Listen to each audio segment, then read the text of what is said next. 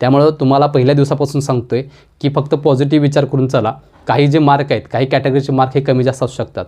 24 मेपर्यंत डबल अर्ज कॅन्सल करण्याची वेळ दिलेली होती आणि 24 मे नंतर डबल अर्ज जे आहेत ते कॅन्सल झालेले आहेत याची नोंद घ्यायची आहे. म्हणजेच हे कॉम्पिटिशन हे वेगवेगळ्या जिल्ह्यांमध्ये डिवायडिंग झालेली आहेत, लक्षात ठेवा.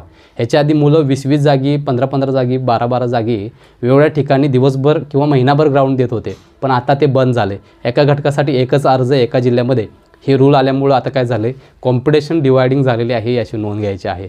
ह्याच्या आधी पण सांगतो तुम्हाला की अदर आपापल्या जिल्ह्यामध्ये काही मुलांचं सिलेक्शन झालेलं असेल तर त्या जिल्ह्यामध्ये ती मुलं जाणारच आहे. मग कुठला पण घटक असू दे, ठीक आहे, चालक असू दे, बॅट्समन असू दे, कारागृह असू दे. बाकी जिल्ह्यांची पोलीस भरती पूर्ण झालेली आहे, फक्त मुंबईचं बाकी आहे आणि पुण्याचं एक ग्राउंड बाकी आहे.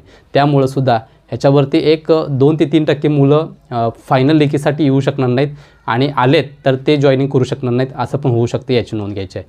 त्यामुळं कॉम्पिटिशन ही वेगवेगळ्या